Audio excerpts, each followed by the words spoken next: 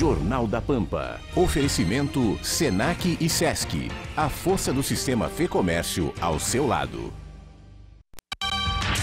Eleições 2024. Sebastião Melo e Maria do Rosário vão disputar o segundo turno em Porto Alegre. Novos vereadores em 2025. Quase metade dos eleitos na capital não ocupam o cargo atualmente. E no futebol, Grêmio vence na Arena e Inter empata com Corinthians fora de casa. Olá, boa noite. Está no ar o Jornal da Pampa, ao vivo para todo o Rio Grande do Sul, chegando aos lares de mais de 11 milhões de gaúchos através da TV Pampa. O nosso jornal também está ao vivo pelo YouTube e pelo site tvpampa.com.br. Os 5 maiores colégios eleitorais do estado vão ter segundo turno. Eleitores de Porto Alegre, Canoas, Pelotas, Caxias do Sul e Santa Maria devem voltar às urnas no dia 27 de outubro.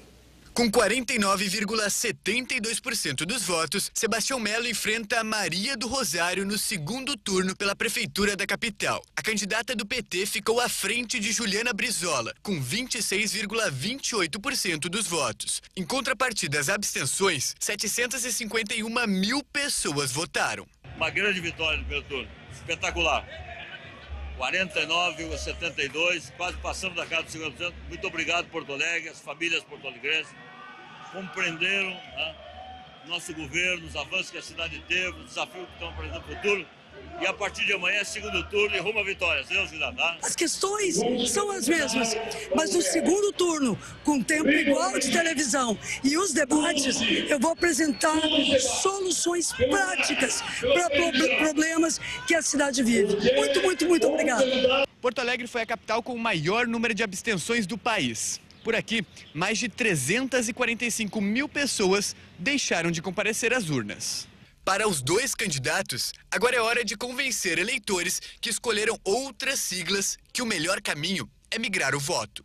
Nesse momento, a mudança esteve nos votos em Juliana, esteve nos votos que nos foram conferidos, esteve também naqueles e naquelas que se abstiveram, que não foram até a urna. Se abster é o significado, muitas vezes, de um protesto contra a política. No entanto, o melhor protesto contra a política é que não se quer fazer o voto pela mudança. E acho que no segundo turno não é aquele voto totalmente do coração, porque aquele foi no primeiro turno. Então, nós vamos dividir, vamos conversar com a sociedade, com as famílias porto-alegrenses, mas nós vamos conversar também com as forças que disputaram a eleição. Claro que vamos conversar. É natural, eu acabei de fazer um telefonema de vir para cá para o Felipe Camozato, cumprimentando ele pelo papel que ele teve na eleição.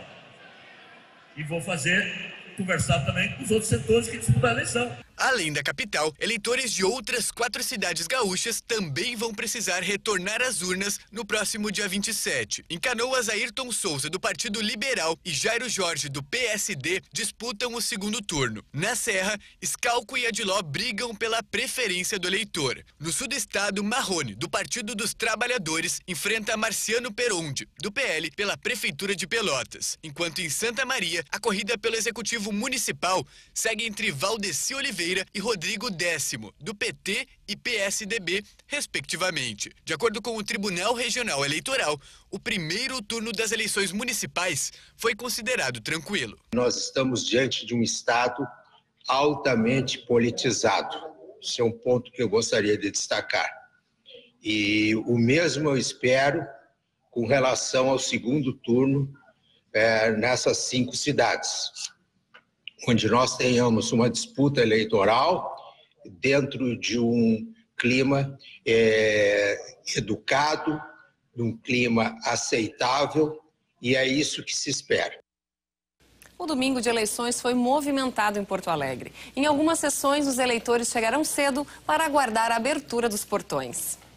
Os portões abriram pontualmente às 8 da manhã e a fila já era grande na Escola Marista Champagnat, uma das maiores sessões eleitorais da capital. Por lá, passaram cerca de 8 mil pessoas para registrar o voto. O Ney mora na zona norte da capital e se organizou para sair cedo de casa com a esposa. Sim, para não pegar fila e como a minha esposa também trabalha de noite e a gente já aproveitou, já passou aqui para fazer a votação para depois ir para casa. Ainda teve aqueles que, por tradição e por saberem a importância do voto, não faltaram com o compromisso. Eu acho importante. Eu vim de fora, por exemplo, andei 180 quilômetros, podia ter justificado, mas eu vim votar. Acho que uma cidade com mais justiça social, né? A gente sabe que o lado econômico é muito importante, mas a parte social a gente sabe que é fundamental, principalmente para as crianças que estão vindo e que precisam desse suporte social para ter uma vida econômica diferente no futuro. Já o Bruno foi o último a votar na Escola Técnica Senador Ernesto Dornelles. Às 5h01, ele saiu do colégio que fica na região central da cidade. Não me programei, mas consegui. Nos últimos minutos, chamei o Uber na corrida. Estou aqui exercendo o meu direito ao voto, que é muito importante. O domingo também foi marcado pelas ocorrências de crimes eleitorais. A prática de espalhar santinhos e outros materiais impressos pelas ruas no dia da eleição é considerado crime eleitoral e pode, inclusive, prejudicar o próprio candidato. Aqui na escola Langedon, na zona sul da capital, a gente consegue ver diversos desses materiais espalhados pelo chão como opção de voto. Esse tipo de propaganda irregular pode gerar multa de R$2 a R$8 mil. De acordo com o Tribunal Regional Eleitoral, foram registradas, no total, 168 ocorrências de crimes eleitorais no Rio Grande do Sul. Destas, 75 são casos de boca de urna, 17 de compra de votos e 16 de ameaça. Em Santa Maria, uma mesária chegou a ser agredida com um soco após orientar uma eleitora a não furar a fila de votação. Quase metade da Câmara de Vereadores da capital foi renovada. E nós preparamos uma reportagem que vai te atualizar sobre as funções de um candidato eleito. Confere aí. Entre as funções de um vereador estão a criação de projetos de leis municipais e a fiscalização da prefeitura de uma cidade. É nesse plenário que os representantes do povo discutem o futuro da cidade. Então a Câmara de Vereadores ela é bem importante como uma espécie de moderação do poder do prefeito, por um lado, e também como uma forma de pautar. Então ela vai propor ações que precisam de legislação, né, para serem executadas. Com a preferência de quase 23 mil eleitores, Gessé Sangalli, do PL, foi o vereador mais votado da capital. Pelo fato delas terem confiado que eu vou manter isso pelos próximos 4 anos, elas sentiram que eu merecia ser o representante delas. E eu costumo dizer que ninguém se elege por um acerto e ninguém deixa de se eleger por um erro. Então a ideia é continuar acertando mais que errando para continuar gerando nas pessoas essa noção de ser o legítimo representante delas. O número de candidatos eleitos é baseado na população. Como Porto Alegre teve uma redução, o número de vereadores caiu de 36 para 35. Outra mudança está na renovação da casa. 14 vereadores eleitos não ocupam o cargo atualmente. A gente tem um evento relativamente novo, que a esquerda está com mais poder dentro da Câmara Municipal. Isso é relevante para a composição de alianças. Novidade na política, Carlo Carotenuto entra com o propósito de renovar a Câmara. Natural de São Paulo, ele vive há 13 anos em Porto Alegre e reforça o compromisso com as mães que lutam por vagas em creches. Ir às comunidades, procurar conversar com as pessoas, procurar já ver demandas de cidade, o que elas precisam.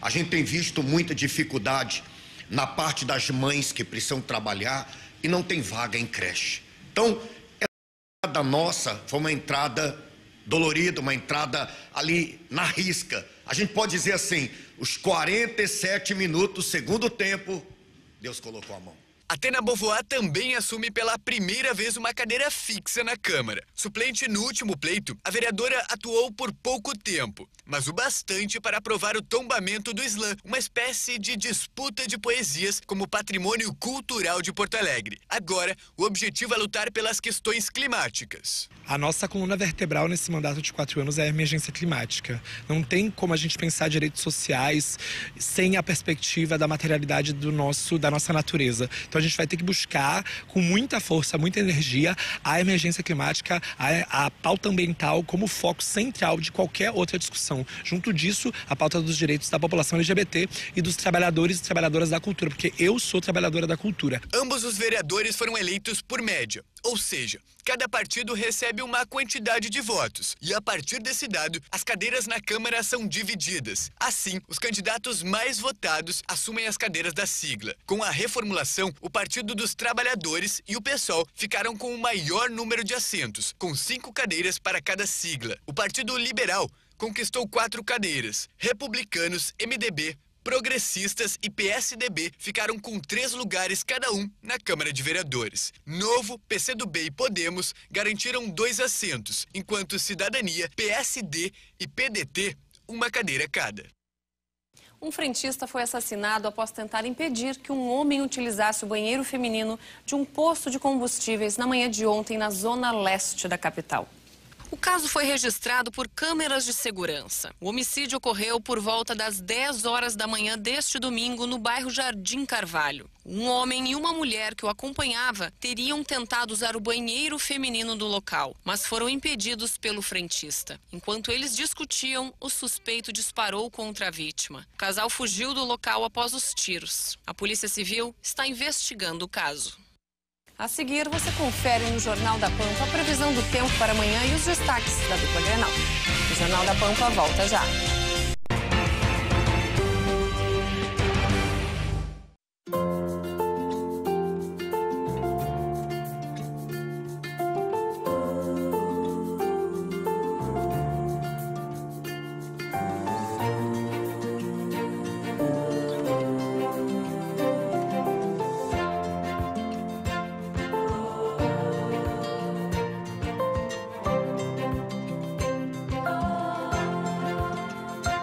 Educação Sesc, o começo da sua jornada.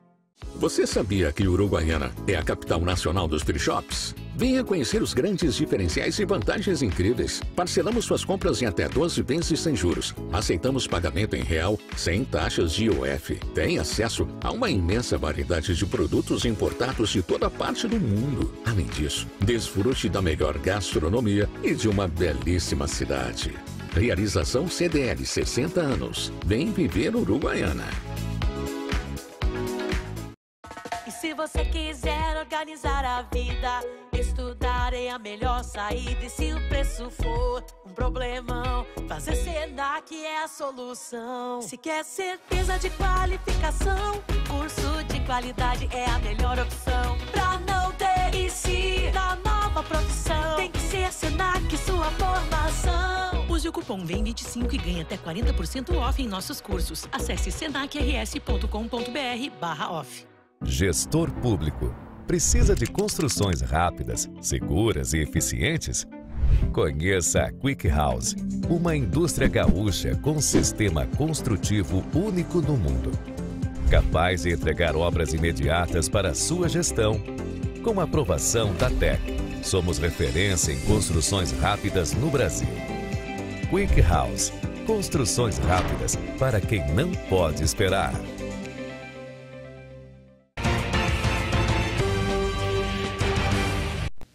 A Transurb anunciou que a partir desta quarta-feira reduzirá intervalos entre partidas e terá mudanças na baldeação em Porto Alegre. Confira. A redução dos intervalos entre as viagens passará de 15 para 12 minutos nos horários de maior movimento. Outra mudança ocorrerá na baldeação. Os trens seguirão indo até a estação Farrapos, mas o embarque nos ônibus em direção ao centro passará a ser na estação Aeroporto. Haverá uma linha direta que sairá em direção ao mercado público da capital. O terminal de ônibus da estação Farrapos passa a operar apenas para desembarque dos passageiros que saem do centro e dos terminais Rodoviária e São Pedro. De acordo com a Transurb, as mudanças foram definidas após a empresa registrar um acréscimo significativo na demanda de usuários na última semana, que ultrapassou a casa dos 70 mil passageiros diários. A instabilidade vai estar presente em todo o Rio Grande do Sul nesta terça-feira. As temperaturas ficam amenas. Vamos ao mapa conferir a previsão completa. Terça-feira será de chuva em todo o estado. A instabilidade será maior do centro para o norte do território gaúcho. Na capital, os termômetros ficam na casa dos 17 e 19 graus. A mínima será de 15 graus em Gramado e em Pelotas. Já as máximas chegam aos 20 graus em Santa Maria, 24 em Passo Fundo e 18 em Bagé, na Campanha. No futebol, o final de semana também contou com a 29ª rodada do Brasileirão. Na sexta, o Grêmio venceu o Fortaleza na Arena. E no sábado, o Inter empatou com o Corinthians em Itaquera. O Grêmio entrou em campo na última sexta-feira pressionado por um bom resultado positivo. O desafio era grande. O tricolor tinha pela frente o terceiro colocado do Brasileirão, o Fortaleza. A equipe gremista começou melhor e marcou o primeiro gol com o chileno Aravena após cruzamento de Cristaldo. Minutos depois, a equipe cearense conseguiu o empate com o Hércules, chutando a bola debaixo das pernas do goleiro Kaique. No segundo tempo, Bright White finalizando o rasteiro e contando com o erro de João Ricardo desempatou a partida.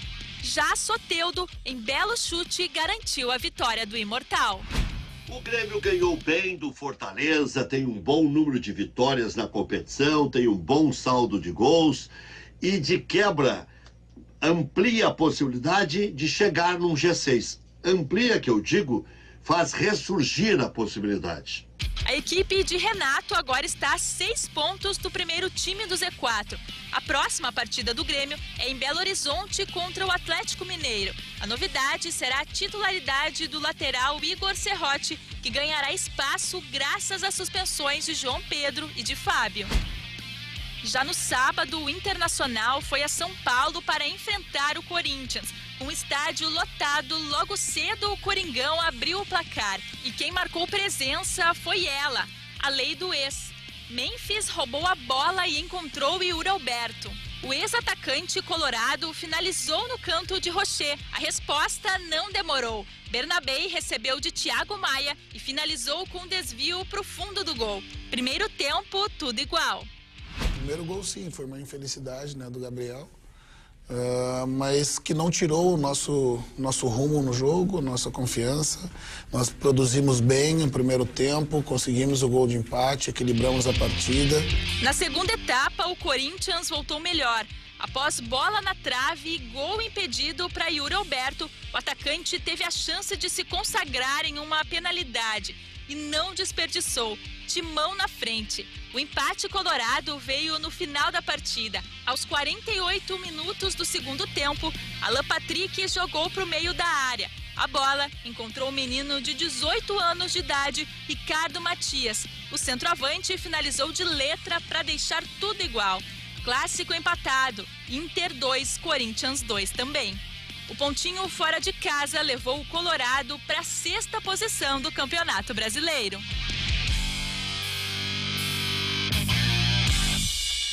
O Jornal da Pampa termina por aqui. Siga a gente nas redes sociais da TV Pampa e acompanhe notícias em primeira mão e ainda os bastidores do programa. A gente espera você. Fique agora com o Atualidades Pampa. Essa é a TV Pampa, a TV dos gaúchos. Boa noite.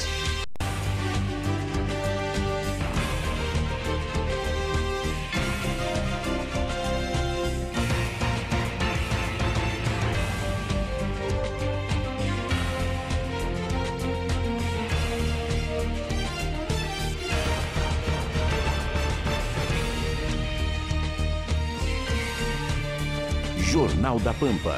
Oferecimento Senac e Sesc. A força do sistema Fê Comércio ao seu lado.